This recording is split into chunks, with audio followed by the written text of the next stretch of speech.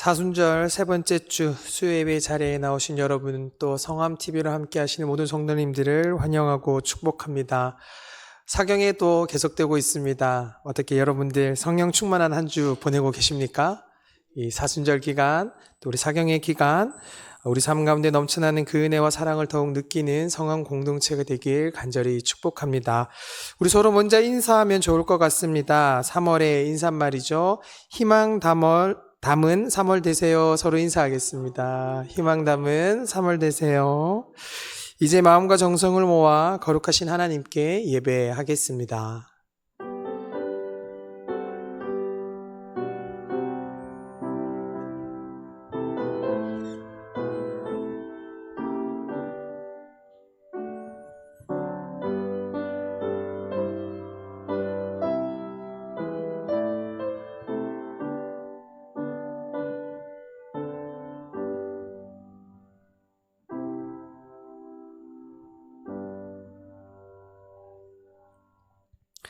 사랑과 은혜가 충만하신 하나님 아버지, 언제나 우리를 눈동자처럼 지켜주시고 또한 예배의 자리로 불러주시사 찬양과 기도 그리고 말씀으로 하나님께 영광 올리게 하시니 감사합니다. 사순절 기간을 보내고 있습니다. 주님께서 걸어가신 그 십자가의 길을 마음에 품습니다. 그 발걸음을 따라가는 우리들이 되게 하시고 다른 무엇보다 주님과 함께함을 잊지 않고 살아가는 하나님의 백성이 되게 하여 주시옵소서. 그리하여 지금 보내고 있는 사경의 기간, 주님께서 주신 그 말씀을 마음에 품고 성령의 충만함을 마음껏 누리는 우리 성황 공동체가 되게 하여 주시옵소서. 이 모든 말씀 거룩하신 예수 그리스도의 이름으로 기도드립니다. 아멘. 다 함께 찬송가 191장 찬송하겠습니다. 다 함께 찬송가 191장 다 함께 찬양하겠습니다.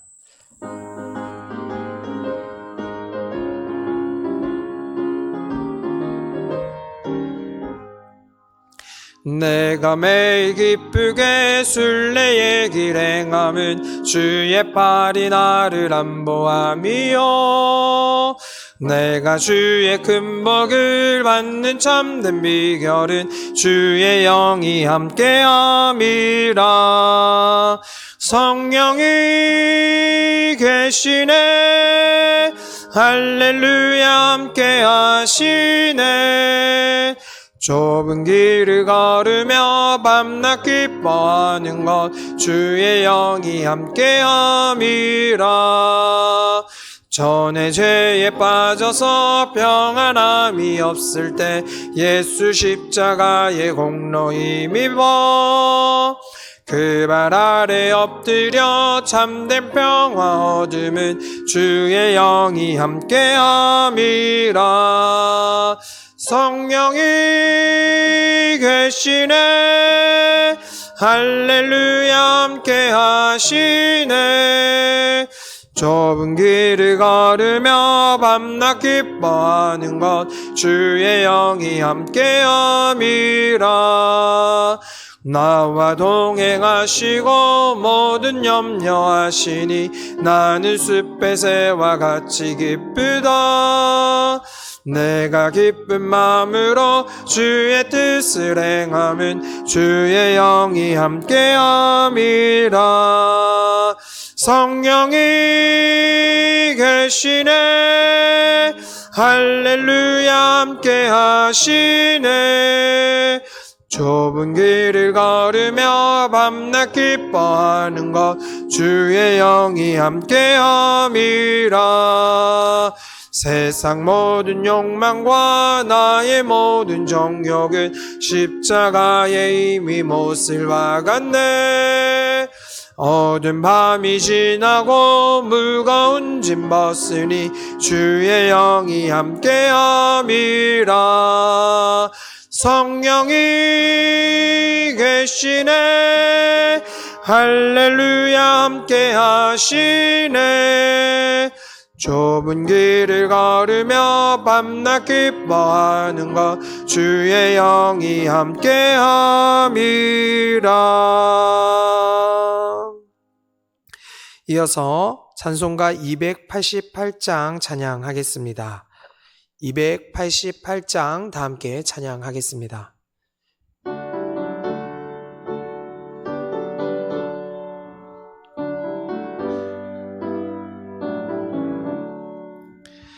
예수를 나의 구주 삼고 성령과 피로써 거듭나니 이 세상에서 내 영혼이 하늘의 영광 누리도다.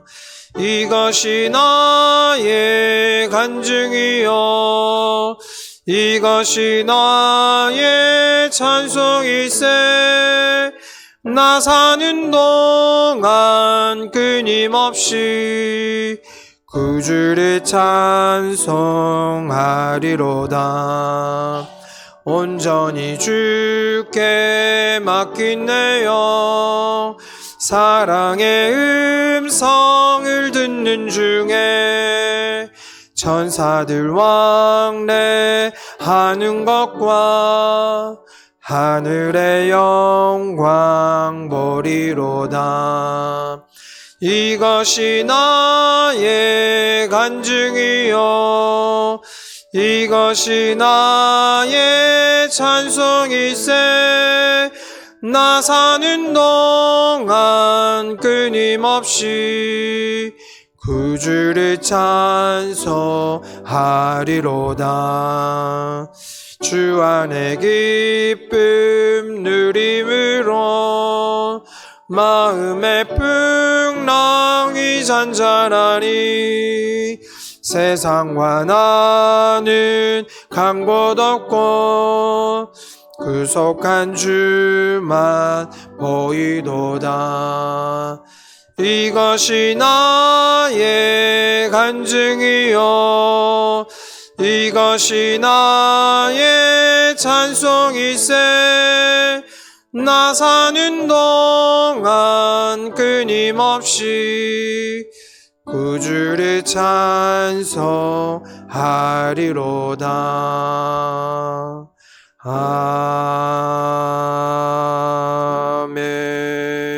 아멘.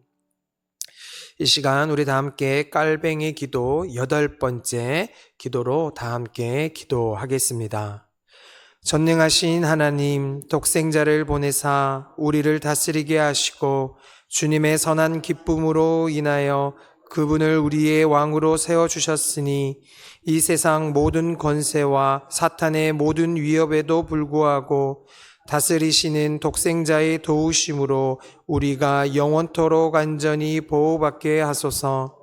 우리가 온 맘 다해 예수 그리스도의 통치하심을 구하고 신중하게 처신하며 지속적인 안위함을 누리게 하소서. 우리가 주님만 바라보게 하셨사오니 주님을 우리의 구원자로 섬기게 하소서. 예수 그리스도의 보혈로 말미암아 우리에게 허락하신 축복의 나라요 영원한 천국에 들어갈 그날까지 우리가 돌아서거나 넘어지지 않게 하시고 신실하게 섬기며 수고하게 하소서.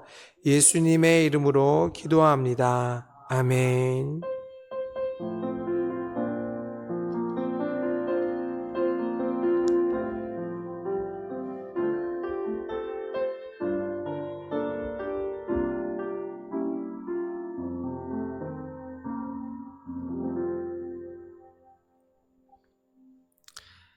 하나님께서 오늘 우리에게 주신 말씀은 사도행전 16장 16절에서 40절까지의 말씀입니다.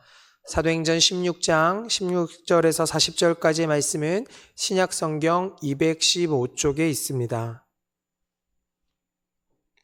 이제 하나님의 말씀을 봉독하겠습니다. 하나님의 말씀을 경청하시기 바랍니다.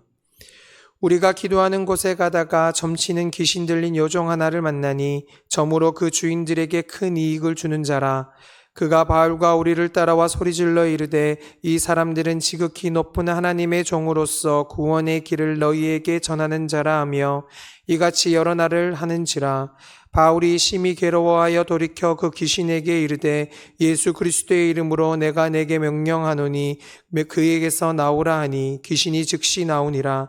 요정의 주인들은 자기 수익의 소망이 끊어진 것을 보고 바울과 실라를 붙잡아 장터로 관리들에게 끌어갔다가 상관들 앞에 데리고 가서 말하되 이 사람들이 유대인인데 우리 성을 심히 요란하게 하여 로마 사람인 우리가 받지도 못하고 행하지도 못할 풍속을 전한다 하거늘 무리가 일제히 일어나 고발하니 상관들이 옷을 찢어 벗기고 매로 치라 하여 많이 친 후에 옥에 가두고 간수에게 명하여 든든히 지키라 하니 그가 이러한 명령을 받아 그들을 깊은 옥에 가두고 그 발을 착고에 든든히 채웠더니 한밤중에 바울과 실라가 기도하고 하나님을 찬송하며 죄수들이 듣더라.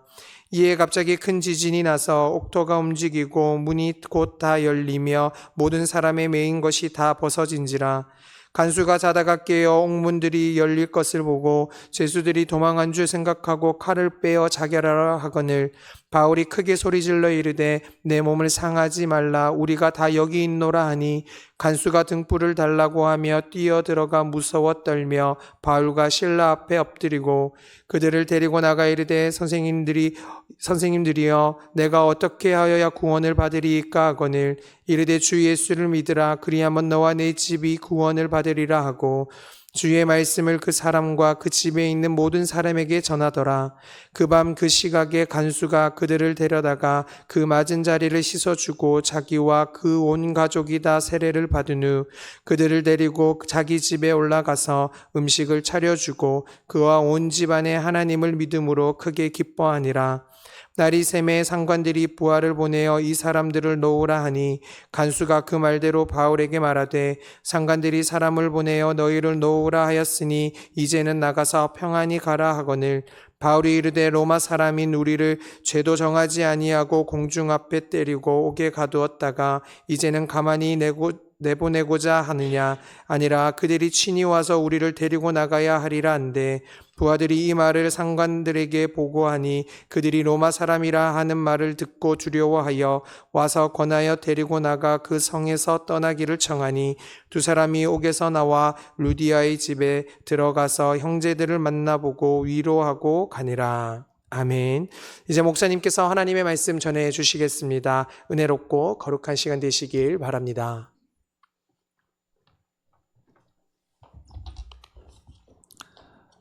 잠시 광고 말씀드리겠습니다. 주일 사경유를 위해서 여러분들 기도 많이 해 주시기 바랍니다. 정말 성령의 아름다운 역사가 우리 삶 속에 담길 수 있도록 위해서 기도해 주십시오. 그리고 전교인 대신방 하고 있으니까요. 신방 필요하신 분들은 언제든지 말씀해 주시면 일자를 조정해서 여러분들을 신방하도록 하겠습니다. 함께 협력해 주시기 바랍니다. 여러분들이 아시는 것처럼 지금 산불이 심각합니다. 굉장히 심각합니다. 심각이란 말이 좀 부족할 정도로 많은 피해를 입히고 있고 그리고 그 범위가 엄청납니다. 그래서 우리가 기도해야 될 것 같은데요. 비가 예보되어 있어요. 그런데 또 산불 지역은 비 강수량이 적은 것으로 그렇게 예보되어 있습니다. 정말 인간의 힘으로는 어떻게 해볼 길이 없다는 생각이 드는 게 오늘 아침에 그 소방 전문가 얘기를 들어보니까 지금 우리나라 소방 인력이 총동원됐다 얘기할 정도로 많이 전력을 기울이고 있는데 다 지쳐 있는 상태이다. 그래서 이것도 참 심각한 문제다. 그런 이야기를 하는 걸 들었습니다. 가장 좋은 방법은 비가 많이 내렸으면 좋겠습니다. 우리 하나님 앞에 잠깐 산불 지역을 위해서 피해 입은 가정들 또 생명을 잃은 분들 또 이 산불이 진화되기 위해서 잠깐 기도하는 시간 갖도록 하겠습니다. 하나님 아버지, 저희들에게 위기가 또 찾아왔습니다. 정치적으로 혼란스럽고 경제적으로 어려운 이런 시대에 또 산불이 나서 우리를 괴롭히고 우리를 절망하게 만들고 공포스럽게 만듭니다. 많은 분들이 생명을 잃었습니다. 그리고 많은 분들이 고통을 당하고 지금 산불 진화라고 하는 것이 우리에게 너무나 어려운 과제로 떠올라 있습니다. 소방관들은 지쳐가고 있고 그리고 그 범위는 자꾸 확대되고 있고 또 큰 도시 지역으로 지금 확산되고 있는 상황입니다. 아버지 하나님, 이 민족을 긍휼히 여겨주시고 하나님의 은혜를 구하옵나니 주님 이 땅에 비를 내려 주시옵소서.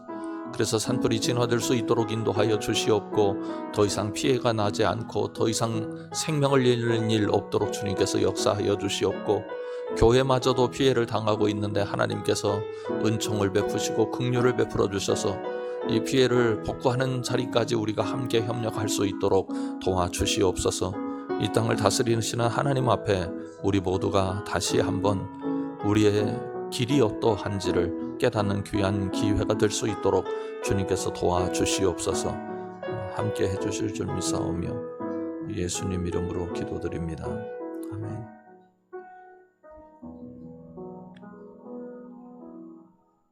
대한민국의 고통이 가중되고 있습니다. 정치적인 혼란, 그리고 경제적인 어려움, 그리고 산불 피해가 온 국민들의 마음을 두렵게 만들고 또 나라의 고통을 가중시킵니다. 아버지 하나님께서 긍휼을 베풀어 주시길 원합니다. 우리로서는 어쩔 수 없는 연약한 존재임을 다시 한번 고백하며 주님의 긍휼과 주님의 은혜를 구하옵나니 주여 허락하여 주시옵소서. 어서 속히 진화될 수 있도록 그 길을 열어주시옵고 하늘에서 비를 내리사 산불을 잡을 수 있는 기회를 허락하여 주시오며 이 땅 백성들이 희망을 가지고 살아갈 수 있도록 주님 은총을 더하여 주시옵소서. 예수 그리스도의 이름으로 간절히 기도드립니다. 아멘. 먼저 좀 지도를 보시겠는데 오늘은 빌립보 지역에서 일어난 일을 지난주에 이어서 계속 가고 있는데요. 빌립보 지역이라고 하는 곳이 어떤 지역인지 지도를 보시면 우리가 그 중요성을 알 수 있습니다. 우리가 지금까지 사도행전 16장으로 오기 전까지는 터키와 그리고 이스라엘 지역에서 일어난 일에 관해서 얘기를 하고 있었어요. 그런데 하나님께서 막으셔서 이제 터키에서 소아시아 터키 북동쪽으로 갈 뻔했는데 그쪽이 아니라 그리스 반도로 넘어가게 하셨습니다. 그리스 반도로 넘어가게 하는 첫성이다 이렇게 얘기를 하고 있습니다. 그래서 우리에게 익숙한 지명들이 많이 나타나죠. 필리포, 데살로니가, 베레아, 고린도, 아테네 이 지역이 예수 그리스도를 받아들이게 되는 놀라운 역사가 일어나고 이 복음의 확장이 어디까지 이루어지느냐면 이탈리아까지 넘어가게 되는 거죠. 그래서 터키에서 그리스 반도를 거쳐서 이탈리아 반도로 넘어가는데 이게 상상할 수 없는 일입니다. 우리가 자주 보는 지도이긴 합니다만 어떻게 이런 일이 가능했을까? 그리고 무슨 그 당시에 교회 무슨 총회 본부가 있었던 것도 아니고 선교사 훈련을 받은 사람들이 있었던 것도 아니고 바울이라는 사람 중심으로 해서 몇 사람이 이 일을 해냈잖아요. 그러니까 이 일은 바울의 일이 아니라는 사실을 우리가 하나 깨달아야 합니다. 성령께서 정말 바울을 통하여 역사하고 계시기 때문에 일어나는 일일 수밖에 없는 거예요. 그래서 우리가 늘 조심해야 되는 부분이 뭐냐면 우리가 했다라고 하는 사고방식입니다. 매우 위험한 사고방식입니다. 우리가 무엇을 하긴 합니다. 헌신하고 하나님 앞에 순종하지요. 그러나 우리가 한 것의 결과는 없는 거예요. 하나님의 역사의 결과만 있는 겁니다. 그러니까 우리가 했다라고 하는 것은 하나님의 역사에 동참한 거지 우리가 주체적으로 나서서 하니까 하나님이 우리를 도우셨다 이런 방식으로 가면은 신앙이 무척 왜곡됩니다. 지금 이 시대에 전 세계 교회가 고통을 겪고 있고 전 세계로부터 질타를 받는 결정적인 이유 중에 하나는 교회가 무엇을 자꾸 하려고 하고 교회의 힘을 과시하려고 하는 데 있습니다. 지금 미국도 복음주의 교회들이 자기들 힘을 과시하려고 하는 상황 속에서 문제가 일어나고 있고 우리나라도 교회가 무엇을 해보겠다라고 나서서 어쩌면 조심스러운 일이기는 합니다만 잘못하면 교회가 하나님 노릇한다 하는 비판을 받기가 쉬운 상황 속에 있습니다. 교회는 종입니다. 예수 그리스도의 종입니다. 주께서 하시는 일에 교회가 헌신하고 동참하긴 합니다만 교회가 나서고 주께서 교회가 나설 때 돕는 것은 아닙니다. 성경이 적어도 그렇게 가르쳐 주지는 않는다는 것을 기억할 필요가 있습니다. 그리고 오늘 이제 그 빌립보에 있는 감옥터라고 해서 여기에 진짜 바울과 실라가 갇혔는지는 알 길은 없습니다. 그러나 이제 성지순례를 가면 저런 것을 보게 된대요. 아직 우리는 그리스를 가보지 않아서 모르겠습니다만 하여튼 저런 곳에 갇혔을 거다. 저런 것이 그 당시 로마의 일반적인 감옥이었다. 이렇게 얘기를 합니다. 바울이 감옥에 갇혔다고 할 땐 두 가지를 생각을 해야 됩니다. 저런 감옥, 완전히 폐쇄되어 있고 죄인들만 집단적으로 수용하고 있는 감옥이라고 하는 게 하나 있고요. 나중에 바울이 3차 전도 여행 후에 로마로 호송돼서 로마에 갇혀 있었던 감옥은 저런 감옥이 아닙니다. 요즘 말로 하면 가택연금 정도라고 볼 수 있겠습니다. 그런데 지금 빌립보에서 만나고 있는 이 감옥은 정말 죄수들만 수용하는 그런 감옥이라고 하는 사실을 알 수 있습니다.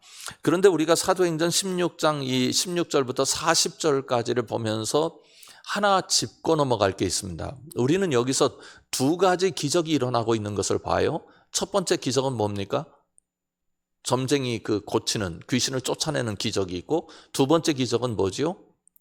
감옥토가 울려가지고 움직여서 흔들려서 이제 감옥이 개방되는 그런 기적입니다. 이 두 가지 기적을 보면서 기적이라고 하는 게 뭘까를 우리가 생각해 볼 필요가 있어요. 기적이라고 하는 건 뭔가, 기적을 요한복음이 분명하게 우리에게 알려주는데 기적은 미러클이 아닙니다. 영어로.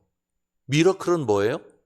초자연적인, 인간의 일상에서 일어날 수 없는 일들이 어떤 탁월한 힘, 인간이 상상할 수 없는 어떤 힘에 의해서 일어나는 것, 이걸 기적이라고 보통 이야기하죠.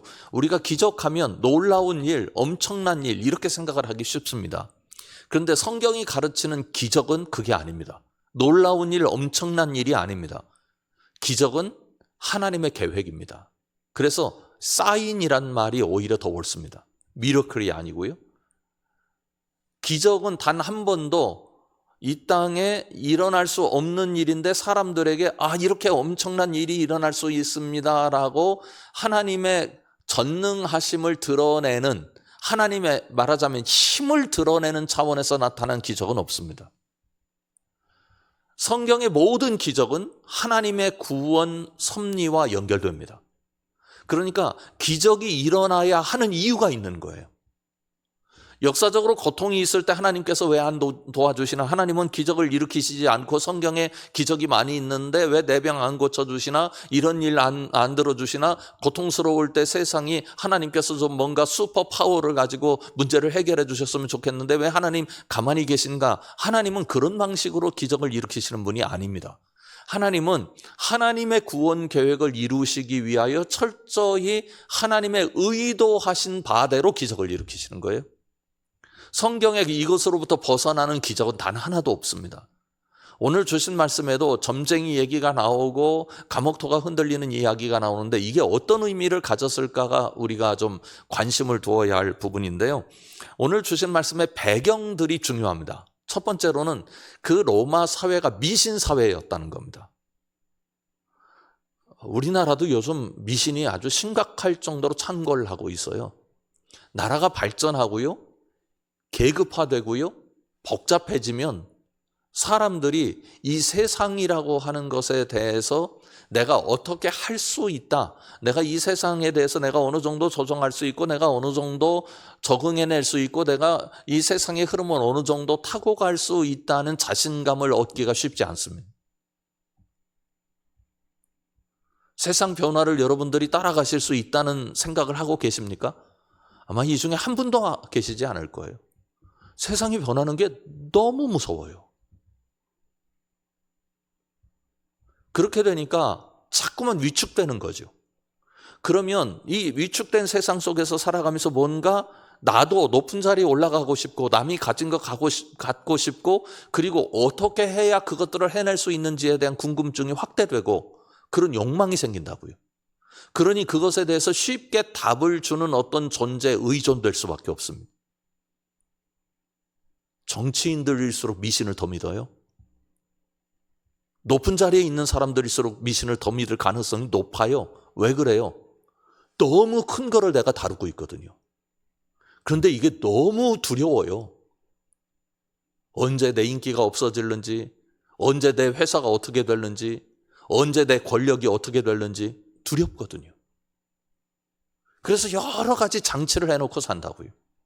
로마 시대가 확대되면서 그리고 로마의 권력과 로마가 가진 그 자본주의적 성향, 황금 만능주의가 확대되면서 많은 사람들이 뭔가 의존하지 않으면 살 수 없는 세상이 돼버린 거예요.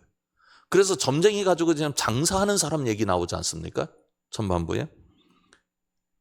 두 번째로는 계급주의입니다. 이 계급주의는 조금 이따 말씀드리겠습니다만 로마가 철저히 계급화되어 있었어요. 그런데 계급주의가 됐다고 하는 건 어떤 의미를 갖느냐 하면 계급 이동이 거의 불가능하다 하는 겁니다. 제가 고등학교 때 상업이라는 과목을 배웠고요. 또 경제라는 과목을 배웠어요. 그때 어떤 얘기를 했느냐면 선진국으로 나라가 발전하면 계급 이동이 불가능한 사회가 된다. 그래서 한동안 우리가 한 10여 년 전, 20년 전 이때 우리나라에서 굉장히 유행했던 단어가 하나 있었습니다. 뭐냐면 사다리입니다. 사다리가 있어야 사람이 희망을 갖는데 지금 사다리가 없어지는 사회 쪽으로 가고 있다 하는 사회 읽기 내용들이 많았습니다. 지금 여러분 우리 국민들 중에 나에게 올라갈 수 있는 사다리가 있다라고 생각하는 사람들이 얼마나 될까요? 특별히 20대들에게 물어보십시오. 계급 이동이 가능한가? 쉽지 않습니다. 고착화되어 있는 사회 속에 살고 있는 거예요. 그런 사회가 가져오는 부작용들이 심각합니다. 로마 사회도 사도 바울이 살았을 때 그런 사회였다는 걸 한번 기억하고 오늘 주신 말씀을 보시면 좋겠어요. 제가 한번 그림을 그려보려고 하는데요. 이럴 때 교회가 무엇인가 한번 생각을 해볼 필요가 있다는 마음이 있었습니다. 한번 그림 보십시오. 교회란 그리고 네 부분의 사람들을 얘기 써놨어요. 제가 어려워왔는데 베드로, 고넬료, 바울과 실라, 루디아. 그 당시 교회가 어떻게 아까 말씀드린 대로 그 예루살렘도 아니고 갈릴리라고 하는 조그만 도시, 사람들에게 주목받지 못하고 무시당하는 조그만 도시에서 일어난 종교가 어떻게 유럽에까지 전해져 가지고 많은 사람들에게 영향을 미쳤고 유럽 사회를 바꿔놓았을까? 그림을 다시 보시면 이 그림이 우리에게 답을 주고 있습니다. 자, 베드로는 어떤 종족입니까? 유대인이에요. 고넬료는요? 예, 이방인입니다. 바울과 실라는요? 복음을 열심히 전파한 사람들이에요. 물론 베드로도 그렇습니다만 루디아는 유대인이지만 여성입니다. 여러분 보이십니까? 지금 베드로가 보이고 유대인 아주 골수 유대인이죠. 유대인 중에 유대인입니다. 그리고 고넬료라는 사람은 이방인 중에 이방인이에요. 그런데 고넬료가 누구 앞에 무릎을 꿇었습니까? 베드로 앞에. 고넬료는 계급이 높은 사람이에요? 낮은 사람이에요? 높은 사람이죠. 그런데 계급이 높은 사람, 이방인 로마의 군인이, 로마의 장교가 보잘것없는 갈릴리 출신의 어부에게 무릎을 꿇었다고요? 그런데 바울과 실라가 여러 곳에 다니면서 복음을 전하는데 바울과 실라는 지금 감옥에서 오늘 주신 말씀에 의하면 찬송하고 하나님께 영광 올려드렸지 않습니까? 기뻐했지 않습니까? 그러면 바울과 실라가 기뻐하고 거기서 찬송했던 이유는 무엇일까? 우리가 조금 이따 다루겠습니다. 그리고 루디아는 여성입니다. 그런데 여성이 누구를 보호해 줬습니까? 바울과 실라. 아니, 남성이 보호해 주는 일은 있어도요, 여성이 보호해 주는 일은 없어요. 이걸 여러분들에게 보여드리는 이유는 이게 교회이기 때문입니다. 무슨 말씀이냐면 교회엔 계급이 없어요. 교회엔 인종이 없어요. 교회는 남성, 여성이 없어요. 그 당시는 남성, 여성, 계급, 그리고 물질, 그리고 종족, 이게 매우 중요했어요. 모든 사회의 가치관의 저 바닥에 그게 자리 잡고 있었다고요. 계급으로 사람을 말하는 거예요. 성으로 사람을 말하는 거예요. 돈으로 사람을 말하는 거예요. 인종으로 사람을 말하는 거예요. 그게 그 시대의 일반적인 가치의 기준입니다. 그런데 그 가치가 없어지는. 그런데 없어지는데 어떻게 없어지느냐면 너도 나랑 똑같아. 그러니까 우리는 다 똑같은 사람이야 라고 하는 공산주의 방식의 인간이 아니에요. 그 계급이 어떻게 없어졌는가? 사랑으로 없어지는 거예요. 여러분, 요즘 현대 교회를 어떻게 해석할 수 있을까요? 교회 계급이 없나요?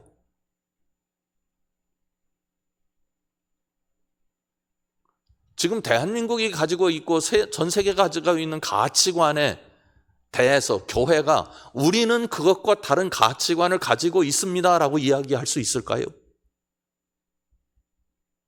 말하자면 하나님의 나라의 모습이 교회 안에 있나요? 우리의 가치관 속에 하나님 나라가 엿보이는 그런 가치들이 움직이고 있나요? 세상이 바라볼 때 교회는 우리의 가치와는 전혀 다른 가치를 가지고 있어. 적어도 우리와는 달라. 예수 믿는 사람들을 보면 다른 가치관으로 사는 사람들 맞아라고 이야기할 수 있는 증거 자료가 우리에게 있느냐 하는 겁니다. 유럽을 뒤집어 놓고 유럽 사회를 바꿔놓고 세계 서양사의 흐름을 바꿔놓은 것은 어떤 거냐면 예수 그리스도께서 알려주신 가치에 헌신한 사람들. 이게 곧 성령의 역사이기도 합니다. 오늘 주신 말씀에도 그게 여실히 드러나고 있습니다. 말씀을 보십시오. 16절을 보시면 우리가 기도하는 곳에 가다가 점치는 귀신 들린 그 다음 뭐라고 되어 있습니까? 여종입니다. 그러니까 귀신 들린 사람인데 점치는 사람이에요. 그런데 이 사람의 신분이 종이에요. 여종 하나를 만나니 점으로 그 주인들에게 큰 이익을 주는 자라. 그러니 그 여성은 사람이에요, 상품이에요? 상품이에요. 노예인데 점을 쳐가지고 다른 것을 통해서도 돈을 벌 수 있는데 그 사회가 점치는 것까지 상품으로 만들어내가지고 그런 사람들을 노예로 삼아서 돈 벌어먹고 사는 사회였다는 것을 보여주고 있습니다. 그 사회의 한 단면을 보여주고 있는 거죠. 그리고 19절을 가보십시오. 19절을 가보면 여종의 주인들은 자기 수익의 소망이 끊어진 것을 보고 바울과 실라를 붙잡아 장터로 관리들에게 끌어갔다가 이렇게 이야기하고 있습니다. 지금 바울과 실라가 옥에 갇히게 된 결정적인 원인은 무엇 때문이었습니까? 돈 때문입니다. 돈이 지배하는 사회를 보여주고 있어요.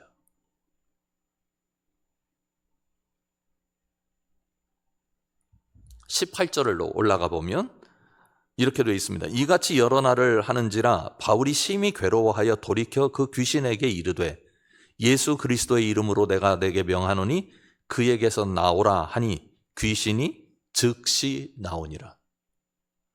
이 여성 한 존재, 노예가 되었고 상품화되어 있는 한 인간을 해방시켜 주는 거죠. 이 상품화되어 있는 한 여성이 그렇게 될 수밖에 없었던 이유는 그 여성을 누르는 무엇 때문이었습니까? 귀신 때문에. 여기서 귀신을 쫓아냈다는 말은 특별한 능력을 바울과 실라가 가졌다라는 것을 성경이 보여주기보다는 노예되어 있는, 부자유한, 억압되어 있는, 그리고 벌모로 잡혀있는 한 인간을 하나님께서 해방시켜 주셨다. 본래 사람을 본래 사람으로 하나님께서 돌려놓으셨다 하는 것을 보여줍니다. 자, 그러면 이렇게 한 여성이 노예였고 점쟁이로 살아가는 그 불행한 삶을 살아가고 그 수익은 자기에게 한 푼도 돌아오지 않고 주인에게로 다 돌아가는 이 비인간화된 삶을 살아가고 있는 이 여성이 해방된 것은 얼마나 큰 기쁨입니까? 그런데 이 여종의 주인들에게는 그게 기쁨이 아니었죠. 뭐 때문에요? 돈 때문에요. 그래서 20절, 21절을 보면 이렇게 말씀하고 있습니다. 상관들 앞에 데리고 가서 말하되 이 사람들이 유대인인데 우리 성을 심히 요란하게 하여 로마 사람인 우리가 받지도 못하고 행하지도 못할 풍속을 전한다 하거늘. 요즘 사회를 보는 것 같지 않습니까? 지금 바울과 실라가 한 건 뭐밖에 없어요. 여종의 귀신을 쫓아낸 것뿐이에요. 풍속을 전한 적이 있습니까? 없습니까? 없습니다. 사기적으로 고발하는 거예요. 왜요?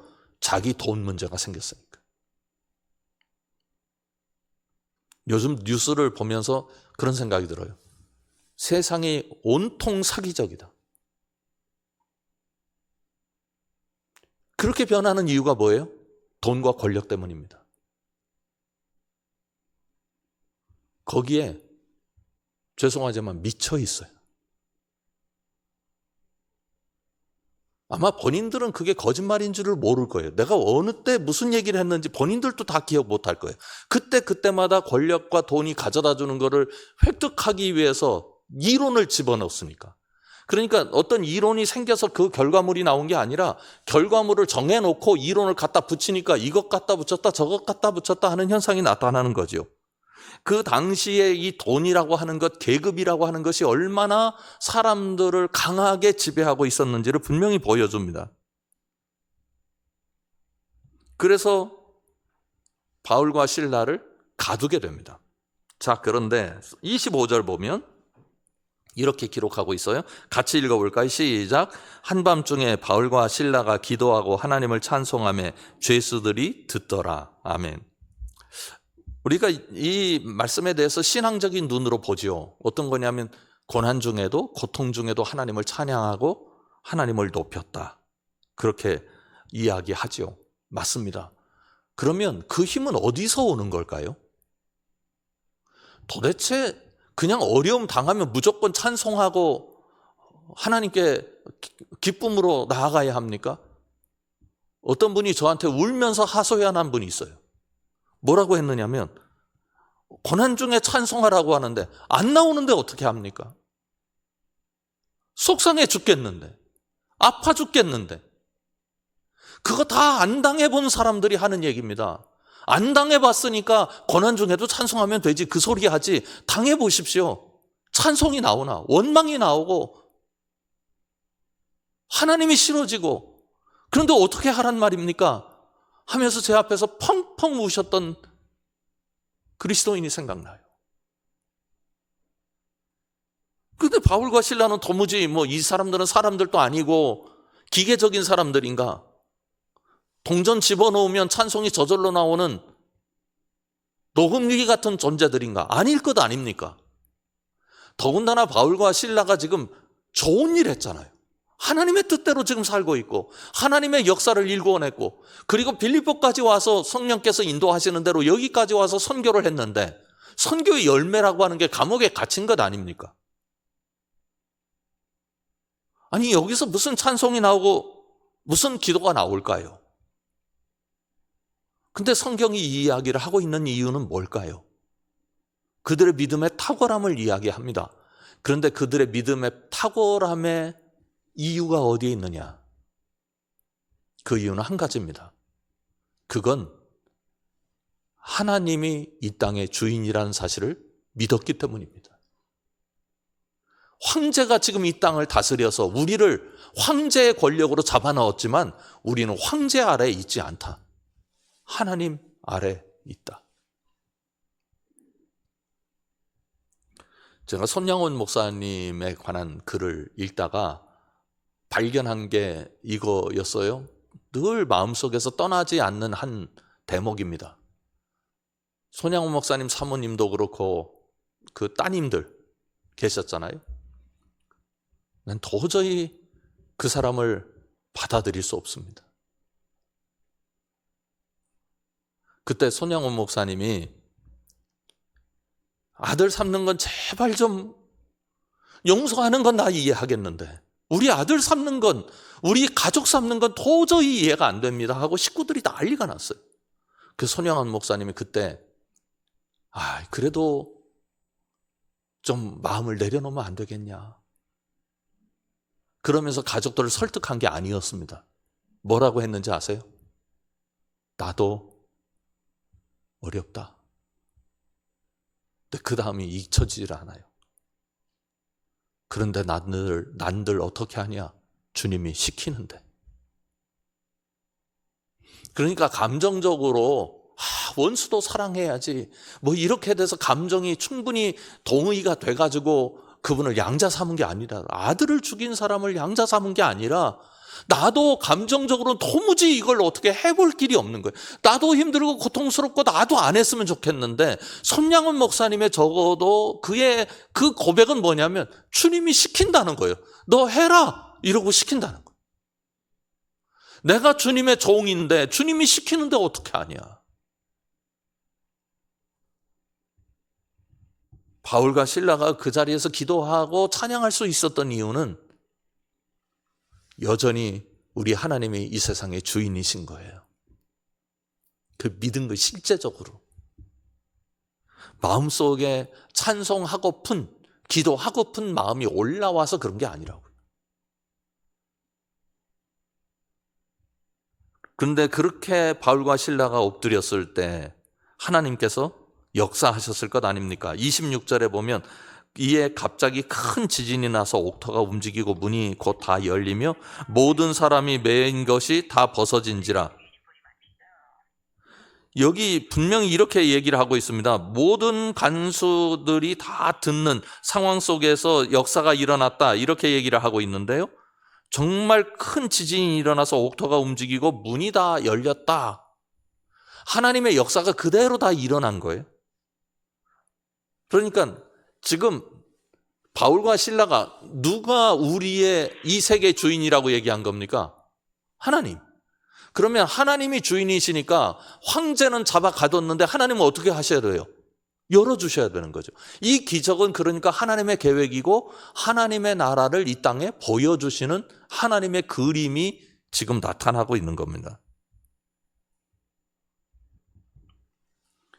이 상황 때문에 고통당한 사람이 누구냐면 간수였어요. 간수가 너무 깜짝 놀라서 이제 바울과 실라 앞에 엎드립니다.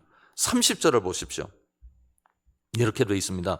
선생들이여, 30절 밑에 줄 보면 선생들이여 내가 어떻게 하여야 구원을 받으리까 하거늘. 그런데 이 번역이 조금 문제가 있어요. 다음에 성경을 다시 번역할 때는 좀 제대로 번역했으면 좋겠다는 생각이 드는데요. 이 선생들이여라는 이 말이 그 헬라어로는 퀴리오스로 되어 있습니다. 그러니까 주여라고 번역하는 게 옳아요.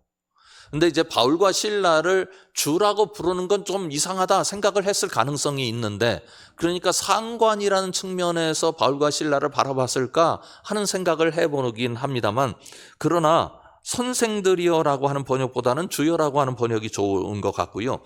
내가 어떻게 하여야 구원을 받으리까 이렇게 번역을 했는데, 직역을 해보면 이렇게 할 수 있습니다. 내가 구원을 받으려면 무엇을 행해야 합니까? 그러니까 이 사람들은 어떤 생각을 가지고 있었냐면 무엇을 해야 구원을 받는다고 생각을 하고 있었어요. 그런데 제가 이걸 강조하는 이유는 무엇 때문이냐면 31절 때문입니다. 31절 다 같이 읽겠습니다. 이르되 주 예수를 믿으라. 그리하면 너와 내 집이 구원을 받으리라. 그러니까 선생들이여 내가 어떻게 하여야 구원을 받으리까? 구원을 위해서 무엇을 행해야 하겠습니까? 라고 사람의 행동에 관해서 질문했는데 바울은 뭐라고 대답을 했습니까? 믿어라. 그러니까 무엇을 행함으로써 구원을 받을 수는 없다. 구원을 받는 방법은 하나뿐이다. 믿어라. 그래서 무엇인가 행하는 것이 열매로 나타나는 그 세계 속에 살고 있는 사람들에게 믿음이 무엇인지를 가르쳐주는 위대한 선언이 바로 이 선언입니다. 여러분, 성경이 가르쳐주는 건 분명합니다. 우리가 믿어야 행할 수 있는 힘이 생깁니다. 믿어야 행할 수 있는 힘이 생겨요. 그냥 생기는 게 아니에요. 그래서 성령께서 우리에게 믿음을 더하여 주시는 거죠. 그러면 행할 수 있는 힘도 생기니까. 구원을 받으리라. 그래서 32절에 주의 말씀을 그 사람과 그 집에 있는 모든 사람에게 전하더라. 그래서 33절 끝에 보면 온 가족이 다 세례를 받게 되었다. 그리고 34절에 가보면 그들을 데리고 자기 집에 올라가서 음식을 차려주고 그와 온 집이 하나님을, 그 다음 뭐라고 되어 있습니까? 믿음으로 크게 기뻐하니라. 구원이라고 하는 게 하나님의 선물이잖아요. 그런데 한번 생각을 해보십시오. 에베소서에도 나옵니다만 내가 무엇을 행해서 구원을 얻으면 구원을 얻은 힘이 누구에게 있는 겁니까? 나한테 있죠. 이게 내 공로가 되는 거죠. 내 자랑이 되고. 그래서 믿음이라고 하는 게 얼마나 중요한지, 믿기만 하면 구원을 받는다는 게 구원이 쉽다는 이야기가 아니에요. 구원을 받아들일 방법은 믿음밖에 없다는 이야기입니다. 그래서 믿음이 쉬운 게 아니에요. 믿음이 어려운 거예요. 제가 우리 교회에서도 경험하는 일입니다만 어떤 분들, 몇 분이 그런 말씀을 하셨는데 저 믿고 싶어요. 그런데 믿어지지 않아요. 특별히 처음 예수님을 소개받아서 이제 교회 출석하기 시작하신 분들은 믿음까지 가는 게 쉽지가 않아요. 왜냐하면 성경에는 믿기 쉬운 얘기만 나와요? 믿기 어려운 얘기만 나와요? 쉽지 않아요. 그런데 이 사람들이 믿게 된 것은 하나님의 나라가 눈앞에 보였거든. 결국은 교회가 진정한 부흥, 진정한 성장을 이루려면 교회가 하나님 나라를 세상에 보여줘야 돼요. 그 방법밖에는 없어요. 그래서 이제 풀려나게 되죠. 그런데 38절에 이렇게 이야기합니다. 부하들이 이 말을 상관들에게 보고하니 그들이 로마 사람이라 하는 말을 듣고 두려워하여. 이제 이 일 때문에 문제가 생겼잖아요. 감옥에 가뒀는데 정당한 재판을 통해서 감옥에 가둔 게 아니거든요. 그런데 바울 신분이 로마 시민권을 가지고 있다는 사실을 보고 이거 정당한 재판도 없이 사람을 이렇게 구금했으니 이거 문제다 해서 놀랐다는 말입니다. 그러니까 바울이 가지고 있는 자기 권한, 자기 힘을 하나도 사용하지 않았다는 사실을 성경이 보여주는 거예요. 그리고 나서 이제 루디아의 집에 들어가서 다시 형제들을 만나고 위로받았다, 그런 얘기를 쓰고 있습니다. 우리가 지금 신앙사경회를 하고 있는데 정말 신앙사경회를 통해서 우리 빛깔이 우리 삶 속에서 좀 연해졌으면 좋겠어요. 성령의 빛깔이 더 강해지고 우리로서 사는 게 아니라 주님으로서 산다는 고백이 우리 안에서 더 선명해지고, 그래서 우리 교회를 통하여 주님이 움직이시는 것을, 주님이 움직이실 때 우리 교회가 함께 주님과 동행하는 것을 그렇게 증거할 수 있는 참 증거 공동체가 되길 원하는 마음 간절합니다. 우리를 통해서 하나님의 나라가 선명하게 드러나기를 주님의 이름으로 축원합니다. 기도하겠습니다. 하나님, 우리는 하나님 나라의 종들입니다. 종이라 하면 그가 어느 소속인지를 분명히 알아야 될 텐데, 하나님, 우리들의 종된 모습 속에서 하나님의 나라가 분명한지 우리 자신들에게 묻게 하여 주시옵고, 간절히 바라옵건대 우리가 하나님 나라 소속 종인 것이 더 선명해지게 하여 주시옵소서. 예수님 이름으로 간절히 기도드립니다. 아멘. 하늘에 계신 우리 아버지, 아버지의 이름을 거룩하게 하시며 아버지의 나라가 오게 하시며 아버지의 뜻이 하늘에서와 같이 땅에서도 이루어지게 하소서. 오늘 우리에게 일용할 양식을 주시고 우리가 우리에게 잘못한 사람을 용서하여 준 것 같이 우리 죄를 용서하여 주시고 우리를 시험에 빠지지 않게 하시고 악에서 구하소서. 나라와 권능과 영광이 영원히 아버지의 것입니다. 아멘.